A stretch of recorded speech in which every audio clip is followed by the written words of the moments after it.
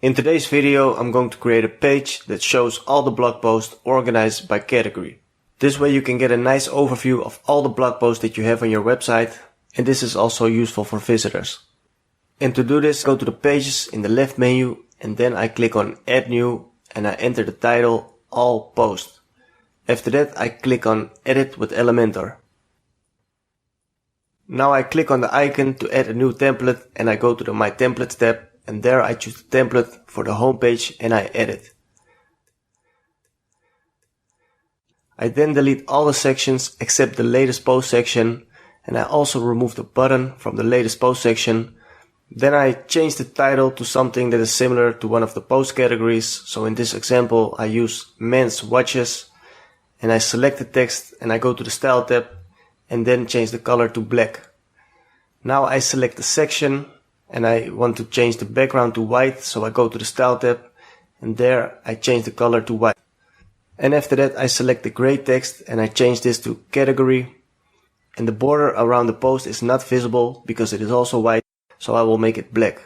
So I go to the Style tab and then the box options are there and I adjust the border color to black.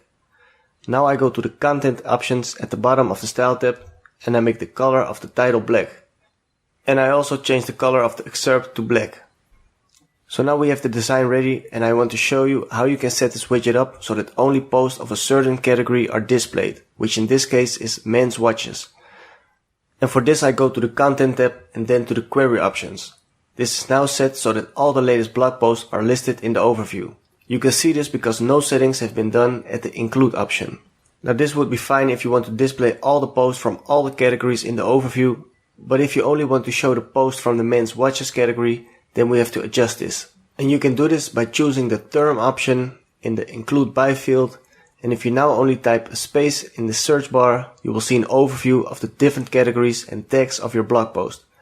In a previous tutorial I explained everything about tags and how to set them up, and as you can see you can also use them to display posts in this widget. So that's another way to organize your post. So if you want to be really specifically which post needs to be shown, then you can use this option. I now choose the category men's watches, so now only the post I made in that category should be visible, and if that's not the case, then you need to save the page and then refresh it, and then the changes will be visible. Now because we have two other categories, I will also create a section for those categories, and that can be done very easily by duplicating the section again with the right mouse button. And then I change this title to Women's Watches, and then I select the Post widget and go to the Query options in the Content tab, and at Term I now select the categories Women's Watches. Now we still have one category left, so I will also make a section for that one. So I duplicate this section again with the right mouse button, and I change this heading to Affordable Luxury Watches. And now I select the Post widget and go to the Query options in the Content tab, and here I select the category Affordable Luxury Watches in the term settings. And now I add a new empty section again by clicking on the plus sign. Then I go to the overview with the widgets and I search for the divider. I now drag this into the empty column in the new section. I go to the Content tab and I set the width to 70%. Then I set the alignment to the center. The color is already good, but I want to add a little more space at the top, so I go to the Advanced tab and I click on the Link Values Together icon at margin, and now I fill in 10 only at the top margin. And after that I click with my right mouse button on the entire section and then on the Duplicate option, and I drag it above the Affordable Luxury Watches section. And now I save all the settings by clicking on the green button. And if you have a lot of posts on your websites over time, it's useful to categorize them like this and to display them clearly. And at a glance you can see all the posts and also in which category they are placed. And as I mentioned before, you can also choose to place only one post widget on the page to show all the pages from all the categories, so it just depends on what you like. We're now almost ready, and I will now go through all the parts of the site one more time because we have to add the link of the page that we've just created. So now I go back to the WordPress dashboard by going to the menu and then select the option Exit to Dashboard, and at Permalink you can see the URL of this page.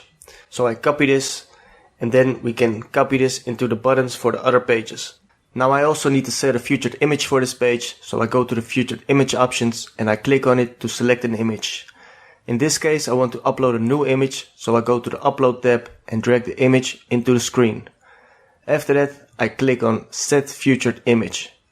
Now that's done, I click on the blue Update button to save all the changes. So now I click on the WordPress icon to go back to the overview with the other pages. And with the right mouse button, I open the 3 other pages in a new browser tab.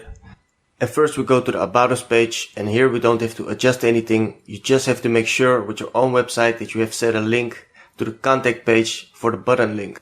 And the next page is the contact page, and here it is important that you enter the email address where the information should be sent over to from the form widget, and you can enter the email in the content tab at the email options. Everything else is okay, so we close the tab and now we go to the home page. And now I go to the latest post section, and at this button with view post I add the link to the all post page. Always check whether you have set up the affiliate links correctly and that they work as they should be.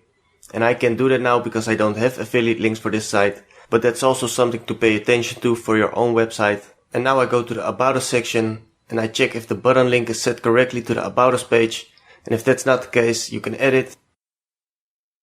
And now I close this tab and I go back to the WordPress dashboard to the post overview by going to the left menu. And over at the post overview with the right mouse button, I now open all the different posts in 3 tabs. Everything is looking good, and if you have links set in your blog post, you should always double check if they are set correctly.